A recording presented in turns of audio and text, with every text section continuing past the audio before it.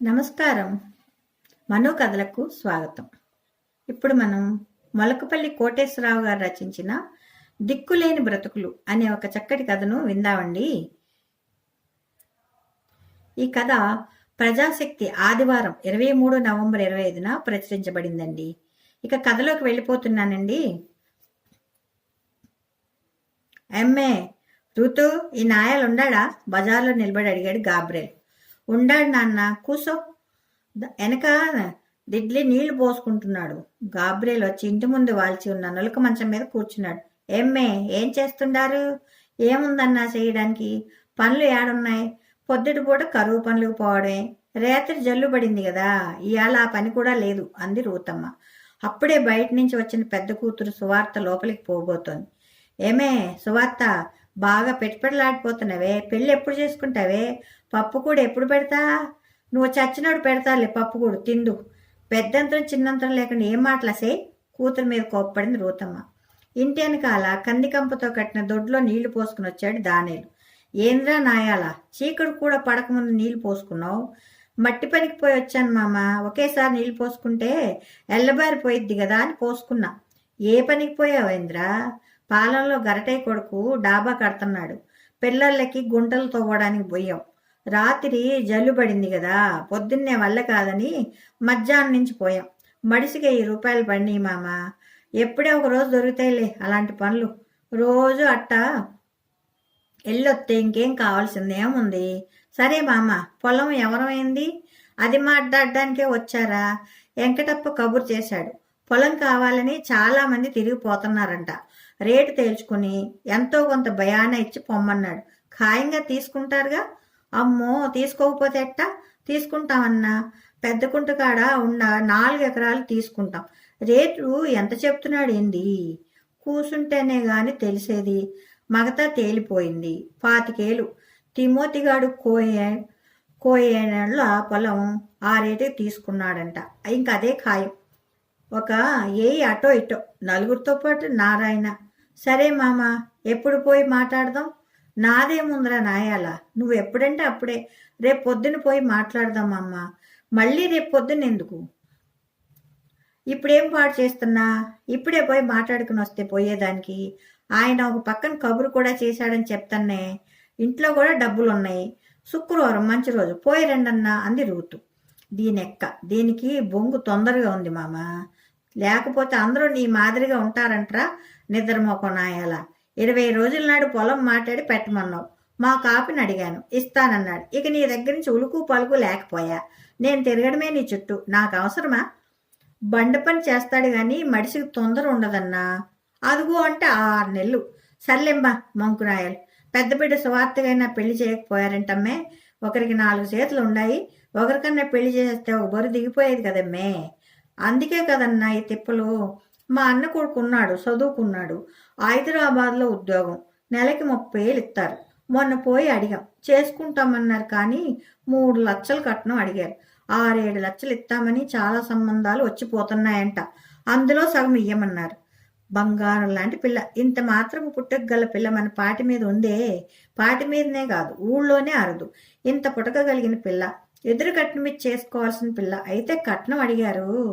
మొన్న ఇదేం లేదన్నా, మా వదినే 3 కూడా ఇవ్వకపోతే ఎట్టా? అంత ఇస్తే సరే, లేకపోతే మీ దారేదో మీరే చూసుకోండి అని కరాఖండిగా తేల్చి చెప్పింది. మీ అన్నదేం లేదు, మీ వదినేనా? దొంగ నా కొడుకు. అయితే వాడు వెనకమాలుండి పెళ్ళాం చేత నాటకాలు ఆడిస్తున్నాడు మామ, దానియేలు అన్నాడు. ఇప్పుడు ఏం చేయాలా మరి? అందుకే కదన్నా పొలం తీసుకోవడం. పోయిన సార్లో ఎకరం వేస్తే 3 లక్షలు వచ్చినాయి. ఖర్చులు 1,00,000కు పైగా అయినా మా చాకిరి 60-70 అనుకున్నా 1,00,000కు పైగా మిగిలినాయి. ఇంకో ఎకరం వేసుకుని ఉన్నట్టయితే ఇంకో 1,00,000 మిగిలి ఉండేది. 2 ఎకరాలు వేద్దామయ్యా అంటే నా మాట ఇంటే కదూ. అయిపోయింది కదమ్మా, ఇప్పుడే వారం ఎందుకు? ఇప్పుడు 4 ఎకరాలు మిగతాకు పడుతున్నారు. కాలం ఎప్పుడూ ఒకలా ఉండదు. ఒకేడు పండినట్టు ఒకేడు పంటలు పండవు. పోయిన సార్లో అదనలో వానలు పడ్డాయి. పొగాకు రేట్లు బ్రహ్మాండంగా ఉన్నాయి. అన్నీ కలిసి వచ్చినాయి. ఎకరానికి 1,00,000 నుంచి 1,50,000 మిగిలినాయి. అందుకే మన పల్లెంతా ఎగపడుతుంది పొలం కోసం. ఏటా అట్టా ఉండదమ్మే. మొన్న ఇంకొల్లలో పొగాకు రైతుల్ని పిలిచి కంపెనీ వాళ్ళు మీటింగ్ పెట్టారంటన్నా. ఈయన కూడా వెళ్ళాడు. 4 ఏళ్లకి సరిపడా ఆర్డర్లు ఉన్నాయి. ఎంత పొగాకైనా కొంటాం, రేట్లు తగ్గించమని చెప్పారంట. ఏటపోతులు కోసి అన్నాలు కూడా బ్రహ్మాండంగా పెట్టారంట. నేనే కాదు మామ, మన పల్లె నుంచి చాలా మందిని పోయాం అన్నాడు దానే లోపల నుంచి వచ్చి. ఏందో లేరా, వెనకటోళ్ళం మేము, మా భయాలు మాకుంటాయి. కీడెంచి మేలంచి మనరు. 4 ఎకరాలంటే మాటలంటరా, చాలా పెట్టుబడి అయిద్ది. 2 ఎకరాలు వేసుకోండ్రా నా మాటిని. కాదులే అన్న, 4 ఎకరాలు వెయ్యాల్సిందే. మా అత్తతో కలిపి ఇంట్లో 7గురు ఉన్నాం. కలుపులు మేమే తీసుకుంటాం, పడి మొక్కలు మేమే వేసుకుంటాం, మేమే ఆక్కుంటాం. ఒక్క నాట్లకే కూలి అయ్యేది. కానీ అన్న, అంతగా తేడా పడితే మా కూలి మాత్రం మిగలవా ఏంది? ఎకరాకి 70, 60, 70 ఏళ్ళు కూలి అయింది. ఆ డబ్బులు మిగిలితే చాలదా అంది రూతమ్మ. సరే పదమామ, పోయొద్దాం. మీ కాపుని ఒప్పించి మిగతా తక్కువకు వచ్చేటట్టు చూడు మామ. ఒరేయ్, ఆసాముల సొమ్ము కాడ మహా మొండోళ్ళు రోయ్, రూపాయలు లాగాలని చూస్తారు గాని పోనీరు అన్నాడు గాబ్రేల్. ఇద్దరు కలిసి వెంకటప్ప వాళ్ళ ఇంటికి వెళ్ళారు. ఇంట్లోనే ఉన్నాడు ఆయన. ఏంద్రా గాబ్రేలు, 20 రోజుల నాడు పొలం కావాలంటివి, ఇక పత్తా లేకపోతివి. పొలం మగతాకి ఈమని చాలా మంది తిరిగిపోతున్నారు. మీ మాదిగోళ్ళని ఏ 25 మంది వచ్చారో, అందుకే నీకోసం కబురు చేశా. పొలం నాకు కాదులే అన్నా, ఈ నాయాల కోసమే అడిగిన. పెద్ద కుంటకాడ 4 ఎకరాలు కావాలంటున్నాడు. చెప్పన్నా ఎంత? తిమోతిగాడు కోయోళ్ళ పొలం తీసుకున్నాడు కదరా, వాళ్ళ చేల కంటే మా మిగిలే కానీ తరుపు కాదు కదా. ఆ రేటు మీద ఇంకొయ్యి ఎక్కువ ఇయ్యండిరా అన్నా. ఈడు పిల్లలు గల్లోడు, 4 ఆడమండలు ఈడికి. ఒక రకంగా పోన్నా, నువ్వే చెప్పు ఎట్ట పొమ్మంటా. కోయేళ్ల పొలంతో పోలిక కాదులే అన్నా. తిమోతి గాడికి ఎకరం సొంత నేల ఉంది, వాడికి ఎంతైనా పెడతాడు మిగతా. వీళ్ళు రెక్కల కట్టం మీద బతికేవాళ్ళన్నా. ఈడిచ్చిన కూతుళ్ళు వాళ్ళు కూడా ఎండా వాననకుండా పనిచేసేవాళ్ళు, పెళ్లికి ఎదిగినోళ్ళు. ఎకరా 24 ఏళ్ళు చేసి ఇయ్యన్నా. పోనీ అన్నా, ఉన్న మహారాజువి, మంచి మహారాజువి. ఈ 4 ఏళ్ళు భయానాగా తీసుకున్న ఆగస్టు చివరికి మిగతా మొత్తం కూడగడతారు. ఎట్నో అగోరిచ్చండి. ఒరే గాబ్రేల్గా, నేను కూడా 2 ఎకరాలు తెల్లబర్లి వేస్తారా? ముఠాని మాట్లాడి పెట్టు. ముఠానా? మా మాదిగపల్లిలో 120 గడపన్నా. అందులో ఏ 10, 12 కుటుంబాలు తప్ప మిగతా వాళ్ళందరూ పొగాకు వేస్తున్నారన్నా. తల తాకట్టు పెట్టి దొరికిన కాడికి అప్పు తెచ్చి మగతాలు కట్టి పొలాలు తీసుకున్నారు. రేపేం జరుగుద్ది కానీ ముఠాలు కాదు. నీకు మా పల్లెలో కూలికి పిల్ల కూడా దొరకదు. మీ ఆసాముల్లో కూలికి పోయేవాళ్ళు ఉన్నారు, కలుపులకో మరే పనికో వస్తారు కానీ ఆకు కొట్టుడికి రారు కదన్నా. మాలా మాదిగోళ్ళు తప్ప రెండో జాతోళ్ళు పొగాకు కొట్టలేరన్నా. అది మొద్దు పని. మొక్క మోదుగుల దగ్గర వంగి ఆకు కొడుతూ చంకలో పట్టుకొని మోస్తూ మునుంచి వరకు మోసుకు రావాలి.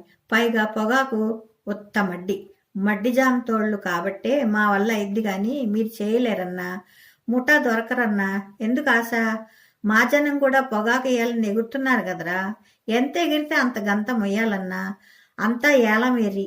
పోయిన సాల్లో ఆకు కొట్టి గుచ్చితే ఎకరాకి 35 ఏళ్ళు కాంట్రాక్ట్. ఈ ఏడు చూడు, 60 అడుగుతారు, 70 అడుగుతారు. నీకెందుకన్నా లేనిపోని పని? కడుపులో సల్ల కదలకుండా మగతాకి ఇచ్చి కూసో అన్నా. ముద్దర శుద్ధిగా చేతికి డబ్బులు వస్తాయి. ఇప్పుడు వేసినోళ్ళు రేపు తినేది ఏందే, పెట్టేది ఏందే?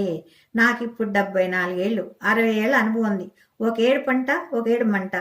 ఎవరికి తెలియని వ్యాపారం అన్నాడు గాబ్రేల్. ఇంతకు ముందు లేదు గాని బాగు మాటలు నేర్పావు రోయ్ గాబ్రేల్గా. సర్లే వస్తామన్నా చెప్పి ఇంటికి వెళ్ళి పోయారు దానేలు, గాబ్రేల్. మరుసటి రోజు ట్రాక్టర్ తీసుకుపోయి పొలం దున్నిచ్చాడు దానేలు. ఆగస్టు చివరి వారంలో 92,000 తీసుకుని గాబ్రేల్ని వెంటబెట్టుకుపోయి వెంకటప్పకి మగతా కట్టాడు. వానలు పడుతున్నాయి. పొగనాట్లు వేసే అదును కోసం వచ్చింది.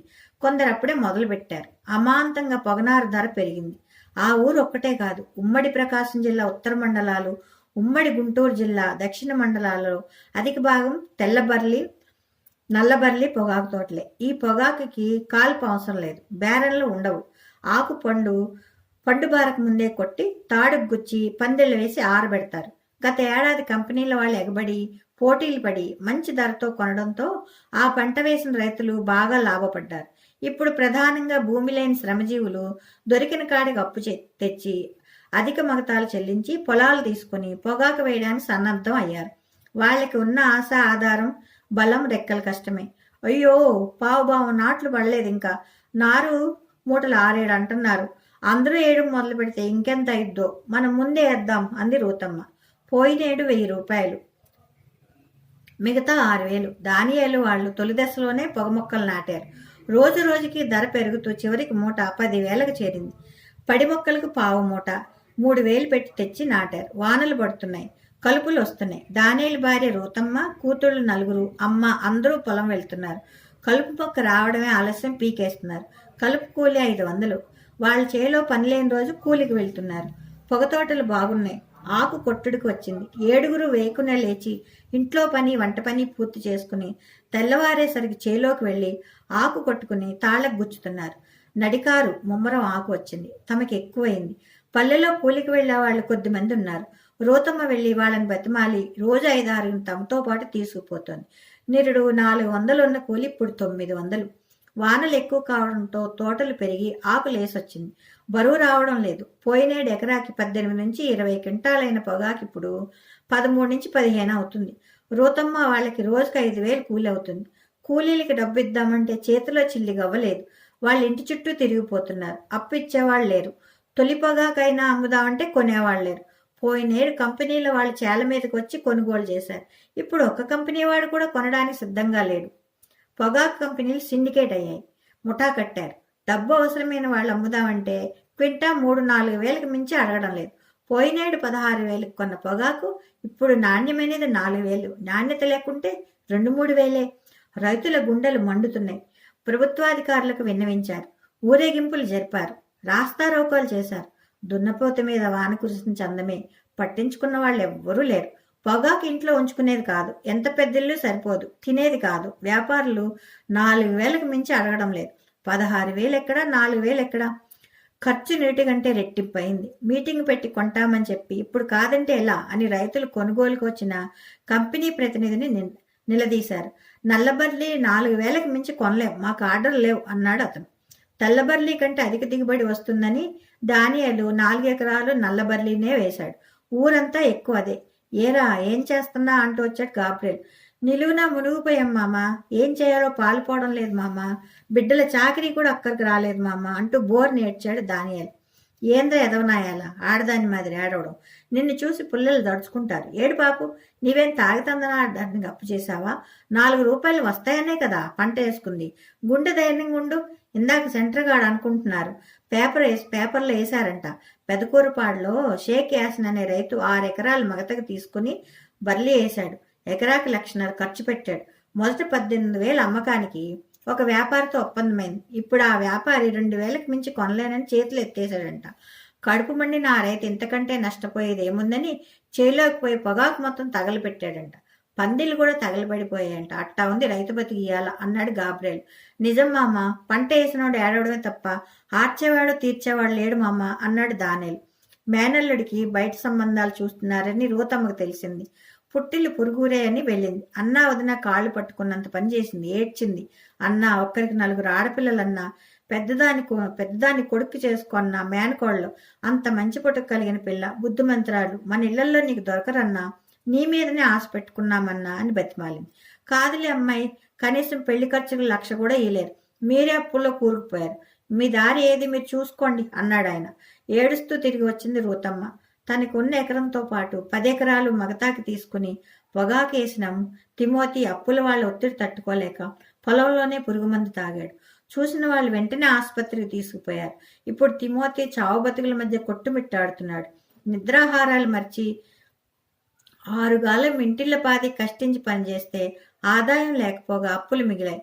అవెలా తీర్చాలి? బిడ్డల పెళ్లిళ్ళు ఎలా చేయాలి అనే మనోవేదతో మంచం పట్టాడు దానియేలు. అతని అమ్మ, భార్య, 4 కూతుళ్ళు పలుగు పారా పట్టి మట్టి పనికి పోవడం మొదలుపెట్టారు.